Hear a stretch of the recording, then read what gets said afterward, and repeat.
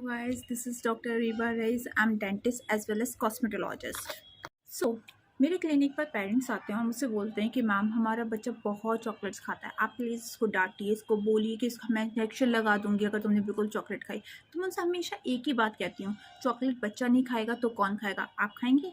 नहीं ना।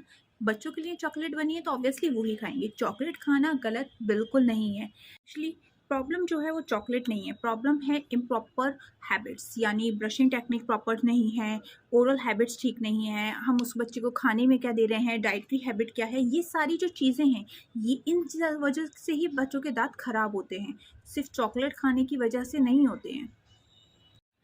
तो आज हम बात करते हैं एक ऐसी ओरल हैबिट के बारे में जिसकी वजह से बच्चों के दांत खराब हो जाते हैं। आपने अपने आसपास, अपने घर में, आस पड़ोस में बच्चों को ऐसे दांतों के साथ ज़रूर देखा होगा। तो आपने सोचा होगा कि अरे ये बच्चा ज़रूर बहुत चॉकलेट्स खाता है, बट ऐसा नहीं है। बच्चों के दांत सिर्फ चॉकलेट से खराब नहीं होते हैं, चॉकलेट हम भी खाते हैं, सबको पसंद होती है ना। तो ऐसा क्यों होता है? इस कंडीशन को क्या कहते हैं? इस कंडीशन को कहते हैं nursing bottle caries. Nursing bottle caries क्या होती है? नर्सिंग बॉटल केरीज एक्चुअली एक इम्प्रॉपर फीडिंग हैबिट है जो कि काफ़ी लंबे टाइम से चलती रहती है। अब हम बच्चों को हम देखा होगा कि बच्चे मुंह में फीडर लगाए लगाए सो जाते हैं। उसमें मिल्क है जिसके अंदर स्वीटनर होती है, जूसेस हैं जो मीठा होता है, पेसिफायर्स लगाते हैं बहुत बच्चे कि मुँह में लगाया उसमें हनी है, सो गए। पेरेंट्स भी बेफिक्र कि अरे सो रहा है बच्चा बढ़िया से एकदम, उसे कोई प्रॉब्लम नहीं है। लेकिन ऐसा नहीं है। इसकी वजह से क्या होता है कि बच्चों के दांत खराब होने स्टार्ट हो जाते हैं। होता क्या है कि ऊपर वाले जो हमारे दांत हैं एंटीरियर्स, ठीक है, जो आपको यहाँ स्क्रीन पर दिख रहे हैं, ठीक है, ये एंटीरियर दांत पहले खराब होते हैं, फिर लोअर के मोलर्स खराब होते हैं, यानी पीछे वाले दांत खराब हो जाते हैं। होता क्या है कि जब हम बॉटल हमने लगा ली, उसमें मिल्क है, ठीक है, स्वीटन है, वो अंदर गया, वॉश ऑफ तो हमने किया नहीं है, ठीक है, पानी नहीं दिया बच्चे को, तो वो वॉश ऑफ कैसे होगा? तो उसमें क्या होगा, माइक्रो ऑर्गेनिज्म वहाँ पर आएंगे, कॉलोनाइजेशन करेंगे और दांत को ख़राब करना स्टार्ट कर देंगे।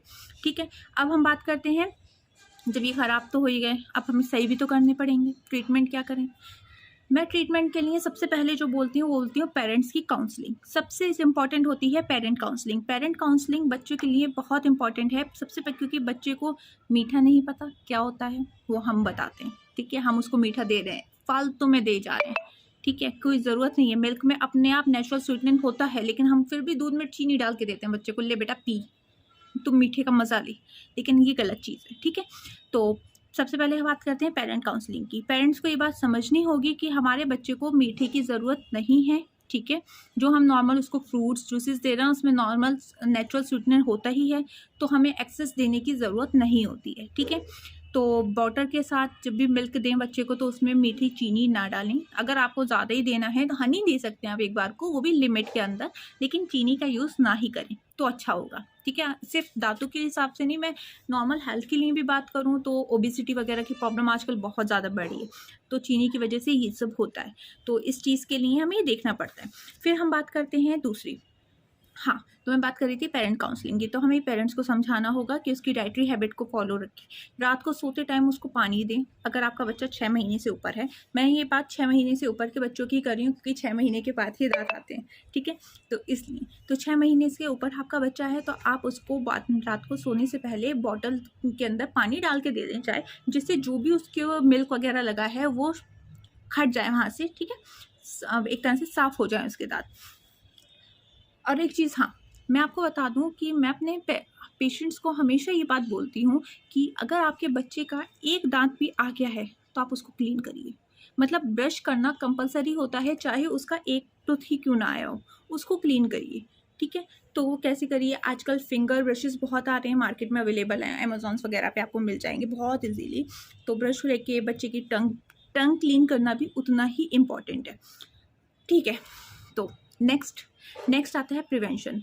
सेम, उसको फ्लोराइड वाटर दीजिए, ठीक है, और ये चीज़ें करिए कि मतलब उसको चीनी अवॉइड ही करिए उसके लिए मेरे हिसाब से, ठीक है। दूसरी चीज़ हम बात करते हैं कि ट्रीटमेंट क्या करें। अब बच्चों के दांत खराब हो गए हैं, ठीक है, इतनी ज़्यादा बेकार कंडीशन है, तो हमें ट्रीटमेंट क्या है? तो ट्रीटमेंट वो आप खुद से नहीं कर सकते, उसके लिए आपको अपने डेंटिस्ट के पास जाना पड़ेगा जो उसकी RCT कर सकता है, ठीक है। अगर ज़रूरत पड़ी तो IPC DPC जो भी उसको ठीक लगेगा वो डेंटिस्ट अपने आप करेगा। लेकिन जो मेन इंपॉर्टेंट पॉइंट मैं आपको बताना चाहती थी वो यही थी कि हमारे बच्चों को एक्सेस जीने की ज़रूरत नहीं होती है, तो हम उसको ना ही दें। और ये जो मैं आपको कंडीशन अभी ये डिस्क्रिप्शन बॉक्स में भी डाल दूँगी, ठीक है। ये आप देखिए कि कैसे ये हैबिट, इसकी वजह से दांत आगे ख़राब हो जाते हैं। तो इस चीज़ को आप प्लीज़ समझिए, ठीक है। और अगर आपको अच्छा लगे तो लाइक करिए, शेयर करिए, सब्सक्राइब करिए मेरे चैनल को, और अच्छी अच्छी वीडियोस देखने के लिए वेट करते रहिए।